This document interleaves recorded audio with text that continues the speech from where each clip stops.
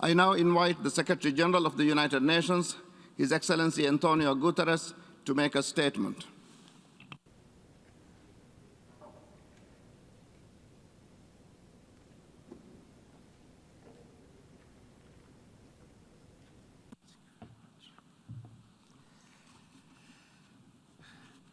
Excellences, Excellencies, I thank the President and Vice Presidents of the General Assembly for convening these consultations.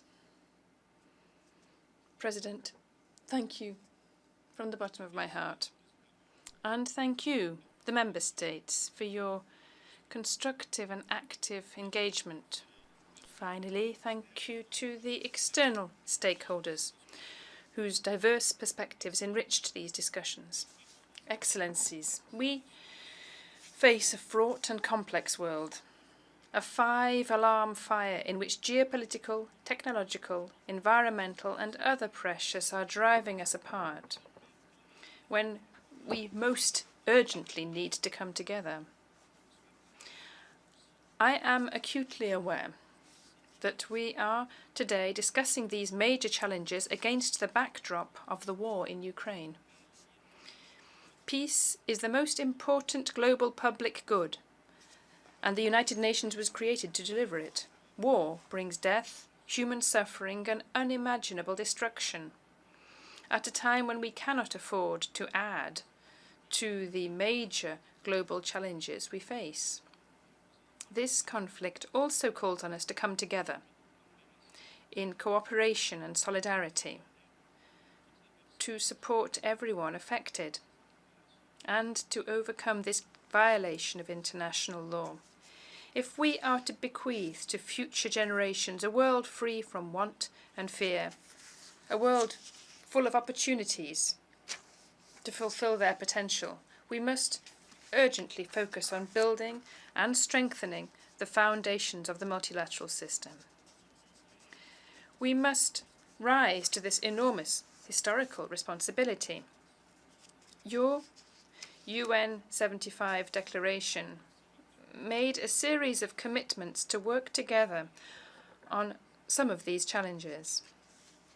My report on our common agenda was a contribution to finding solutions in response to your request. The proposals in the report are a first step. Member States now have a crucial role to play in taking them forward through further consultation, commitment and decisions. But make no mistake, solutions are essential and urgent. We must take the difficult decisions that will enable us to move forward. These consultations have allowed us to build a shared understanding of the challenges we face, to reflect on the proposals, and to suggest new ideas. I am deeply grateful for your precious contributions over the past 4 rounds of consultations. Through these discussions, I believe we have renewed our resolve to accelerate the implementation of the Sustainable Development Goals and other frameworks that are lagging dangerously behind. We are closer to identifying the tools and instruments for action. And I hope that these discussions have brought us closer to the breakthrough scenario I set out in the report and taken us away from a breakdown. Above all, I hope they have forged greater ownership by all, so that the report can indeed become the basis for our common agenda. Excellencies, these consultations have given us a sense of the proposals in my report that enjoy broad support, and those where this may not necessarily be the case, and those where more dialogue is needed. Allow me to recap. Our first consultation was on accelerating and scaling up the Sustainable Development Goals, leaving no one behind. My report on our common agenda was described as a booster shot for the SDGs that could help get them back on track. We agreed that education is an urgent priority, particularly in the wake of COVID-19, and I welcome your strong support for the Transforming Education Summit that I will convene in September. We have heard support for an intergovernmental World Social Summit, and this requires further elaboration. The entire United Nations system is at the disposal of member states to take forward my proposals on the social contract, social protection, and transformative measures to advance gender equality, should you choose to do so at the national level. These are areas for action at country level, at the level of each country, with the characteristics specific to each country. We also heard strong support for greater engagement with young people, including through a proposed United Nations Youth Office. Other proposals, including the Youth in Politics Index, require further discussion. Excellencies, the second consultation focused essentially on issues related to sustainable and inclusive financing and to rebuilding trust. There was a rich discussion on finding indicators to complement gross domestic product. Small island developing states reminded us of the life or death consequences of how we choose to measure progress. It is clearly beyond time to make complementary measures a standard tool for use across the board. And I would like to reassure those who fear that my proposed biennial summit between G20 governments, international financial institutions and the Economic and Social Council would be exclusionary. The aim of this summit, on the contrary, is to be more inclusive by combining the economic authority of financial institutions with the universality and legitimacy of the United Nations. One goal of these biennial summits would be to reform our morally bankrupt global financial system and to reduce systemic inequality between North and South. During the pandemic, many developing countries have suffered devastating economic losses, but under current rules, the governments that need finance most cannot access it. We need a new global deal to rebalance power and financial resources, enabling developing countries to invest in the 2030 Agenda and the Sustainable Development Goals. And this means that we must change the credit rating, the way special drawing rights are issued, and the creation of an operational debt relief and restructuring framework. Biennial summits between G20 governments, international financial institutions and the ECOSOC would break down barriers that prevent these institutions from working together to finance the implementation of the Sustainable Development Goals. These summits should also consider improvements to international tax cooperation and address corruption and illicit financial flows. We heard your strong calls during this consultation to avoid this initiative duplicating the Addis Ababa Action Agenda and other bodies. We also heard suggestions that go beyond my Common Agenda report, concerning the needs of older people in particular and the risks of terrorism.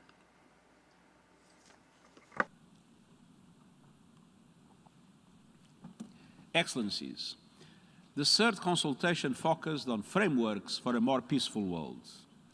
These included the peace and security architecture, digital cooperation, outer space, human rights, and international law. There was strong support for the proposed Global Digital Compact, with special emphasis on connecting the 2.9 billion people who are not yet online, and on working towards recognition of internet access as a human right. Many member states agreed that we need to articulate a new agenda for peace that takes account of the many ways in which our concept of security has changed since the United Nations was founded. Since that consultation, the war in Ukraine has reinforced the need for a renewed, much stronger focus on peace in all its forms. And I will speak at greater length on this in a moment. There was a stronger emphasis in this consultation on the fundamental importance of international law, including the United Nations Charter, international humanitarian and human rights law, and the need to work towards consistent implementation. Excellencies, the forced consultation looked towards the future, while accelerating action to address some of today's existential challenges. We considered the threat from a changing climate and discussed how better to protect our planet. The climate emergency and its unchecked environmental degradation represent an existential threat to the world as we know it. Just last week, the Intergovernmental Panel on Climate Change issued an alarming report that showed climate impacts are already devastating every region of the world, but particularly developing countries and small island states. The session considered the irreversible impacts of the climate crisis, which could render some parts of the Earth uninhabitable. We cannot allow the territories of some member states of the United Nations to be diminished or even disappear because of rising sea levels. We need urgent transformative efforts to reduce and limit emissions, keep warming to 1.5 degrees Celsius, and build resilience against the impacts that are already happening through effective adaptation. G20 countries account for 80% of global emissions and have a special responsibility to lead. And we need a massive boost in technical and financial support in order to accelerate the phase out of coal and create a just transition to renewable energy and green jobs. Wealthier countries must make good on their 100 billion climate finance commitment, and adaptation finance must be double, and we must reform eligibility systems so that the most vulnerable communities can access it. We also consider the lessons of the COVID-19 pandemic for our global health architecture and for the response to future large-scale crises. It is well past time to embed long-term thinking into our systems, to improve global risk anticipation and foresight, and to take the interests of future generations seriously. We urge strong support for the proposals in our Common Agenda report to think and act more robustly on behalf of future generations, and we look forward to working with you on developing these ideas, along with the concept of the emergency platform that needs to be clarified among us. Excellencies, this brings us to today's debate on international cooperation.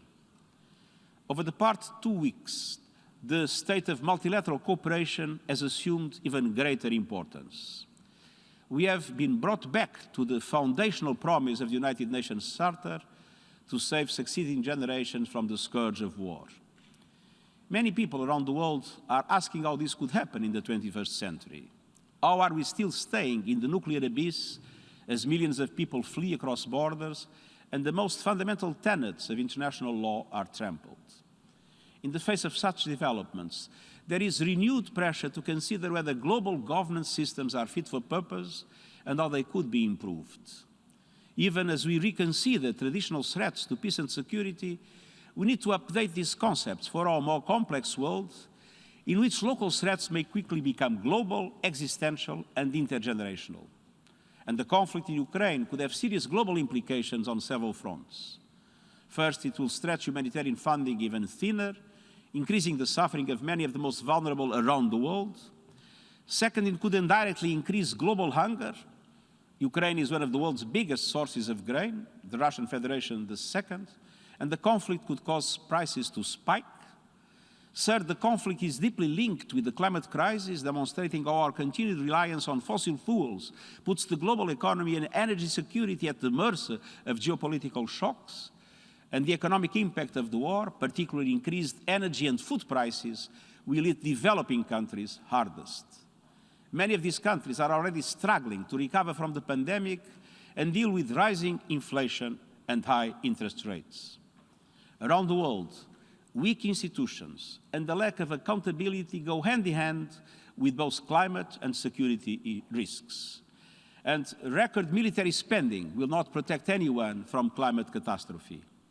improving international cooperation must look at all non-traditional threats, together with cyber warfare, disinformation campaigns, the threats from weapons of mass destruction, and more. The Common Agenda report is a wake-up call about the risks we face and the dangerous fiction that the status quo is a viable option. But you don't need to read my report to wake up. You just need to look around. The climate crisis has passed the point of no return, even though we had plenty of warning and could have acted earlier. Much of the impact of the COVID-19 pandemic could have been prevented or mitigated. Instead, millions of people have died, hunger and poverty are rising, and the economic impact of the pandemic is still playing out.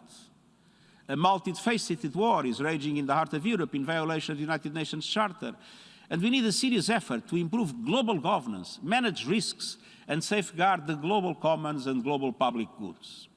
And this is not only about the United Nations or any other institution. It's about working together to solve our biggest problems through existing structures if they are fit for purpose, and new or reinvigorating frameworks where needed. Failure to do so increases the likelihood that our children or their children are forced to rebuild the international order in the aftermath of catastrophe. I have therefore asked my high-level advisory board on global public goods to provide us with concrete recommendations for improved global governance. I'm delighted that former President of Liberia, Ellen Johnson Sirleaf, and former Prime Minister of Sweden, Stefan Löfven, have accepted my invitation to co-lead this advisory board. And I've asked the board to build on the ideas in the report on our common agenda, as well on the consultations undertaken during the UN 75 process and the preparation of the report, and these recent discussions led by the President of the General Assembly. And I've also asked the board to make their recommendations in light of existing institutional and legal arrangements, being in mind the strong calls we have heard not to duplicate or supplant arrangements that are working well. The board will consider governance gaps, emerging priorities and levels of urgency, as well as relevant deliberations under the other tracks leading to the proposed Intergovernmental Summit of the Future in September 2023. I've asked them specifically to seek equity and fairness in global decision-making, as well as approaches that are more networked, more inclusive, and above all, more effective. Board members will be independent and will bring their own considerable experience to bear on these essential questions. And I hope that their recommendations will enrich discussions at the proposed Summit of the Future.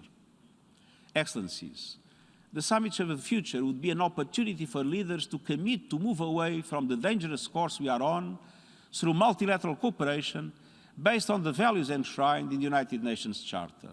The outcome of the summit could be a pact for the future, turbocharging the 2030 Agenda, the Paris Agreement, and the Addis Ababa Action Agenda. While it will be for member states to decide what is included in such a pact, my Common Agenda report proposes several elements. First, a new agenda for peace that will unite us around a common vision of peace and security in the face of new threats and vulnerabilities. Second, a global digital compact aimed at ensuring digital technology is a force for human well-being, solidarity, and progress. Third, key principles for the peaceful and the sustainable use of outer space. Fourth, the protocols around an emergency platform which would enable us to more effectively manage global risks. And fifth, a declaration outlining our promise to take account of the interests and needs of future generations in the decisions we take today and mechanisms to do so. Other areas that might be considered for such a pact are the proposed codes of conduct for integrity in public information, a global plan to eradicate violence against women and girls, and agreement on moving beyond gross domestic product as a measure for progress. These will be decisions for you, the member states, as you follow up these consultations. For such a summit of the future to succeed, it will require energetic ownership and participation of all member states, with the engagement also of civil society, the private sector, and others, not putting into question the intergovernmental character of the Summit of the Future. And it will also require a collective shift in mindset and a willingness to work together towards innovative solutions to the most acute challenges we face.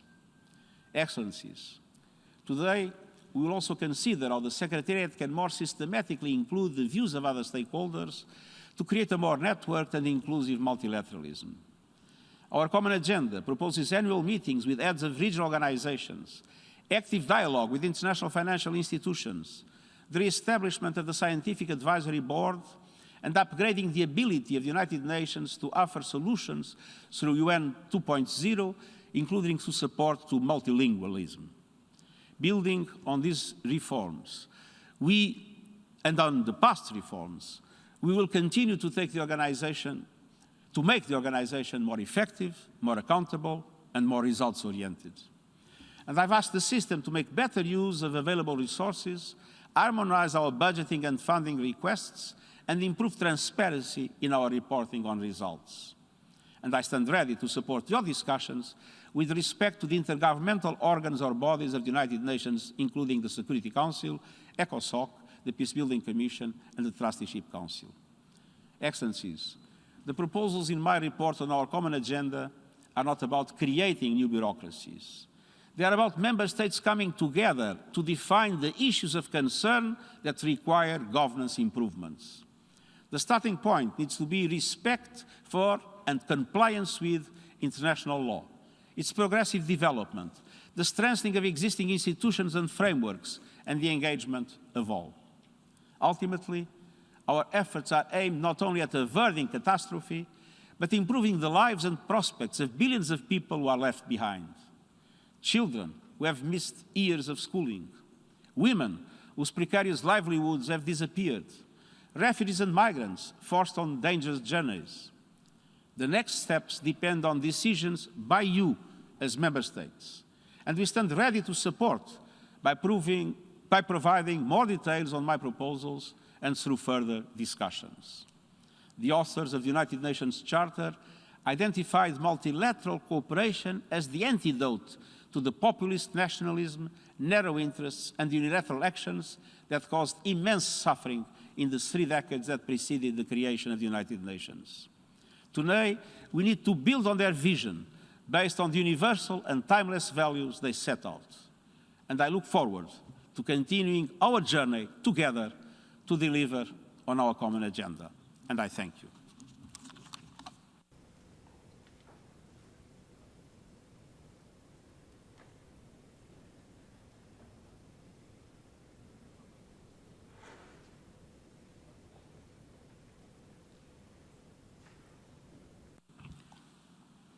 I thank the Secretary General of the United Nations for his statement.